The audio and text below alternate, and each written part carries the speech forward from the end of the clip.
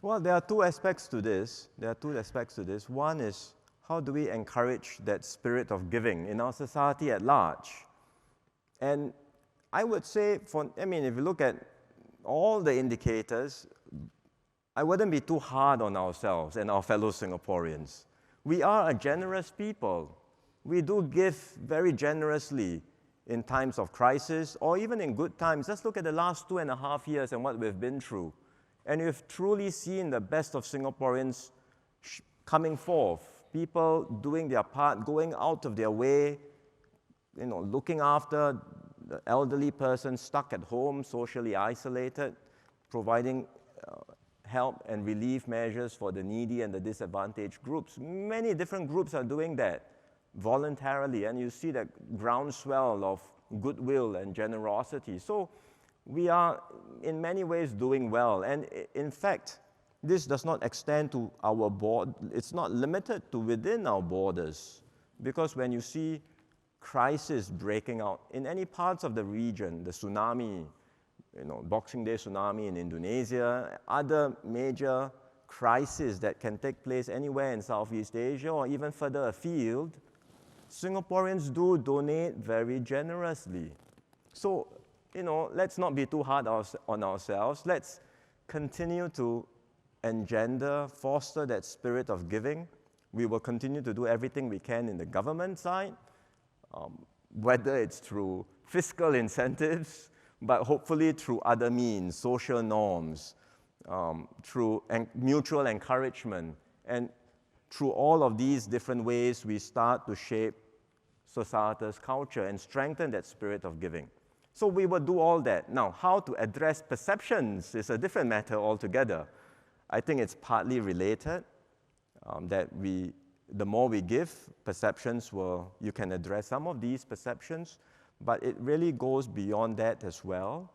It's really about how we can deepen our engagement with countries around us, with regional governments, even on economic matters, to assure them that Singapore's prosperity and the region's prosperity are intertwined and interlinked. We cannot have a successful Singapore and a poor region. It's not possible. So whenever Singapore strives to do something, we are always looking for win-win solutions. We want our neighbors to prosper and be successful, because when our neighbors are successful, Singapore will be successful. So in all of our business dealings, our commercial dealings, our government dealings, let's look for win-win solutions.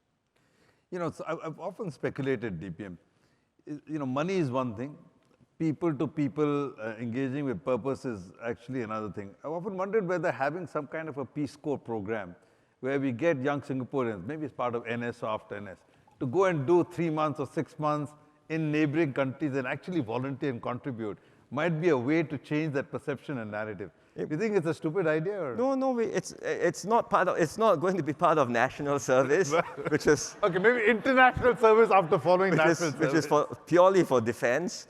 But we can do more than national service. I think we already have a youth corps speaking exactly to that idea that we want to encourage young people to go out to the region, to do projects in the region, to contribute in the region. And so we will continue to try to encourage more young people to do that.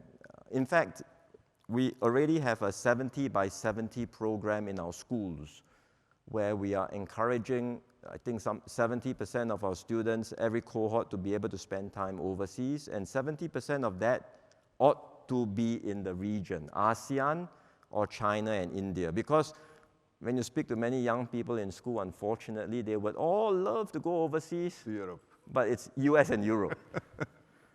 But we should not neglect this part of the world. That's why we are focusing on getting them to spend more time in the region, in schools, and through the youth corps. But we will continue to do more of that. I think another aspect which you talked about in terms of the people-to-people relations also comes down to that basic attitude and mindset, which is yet another important part of our social compact.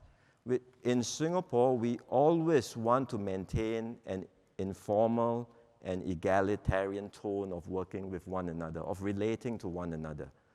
That we should be free to interact and treat one another as equals and accord respect to each other, regardless of our jobs, professions, or income and wealth.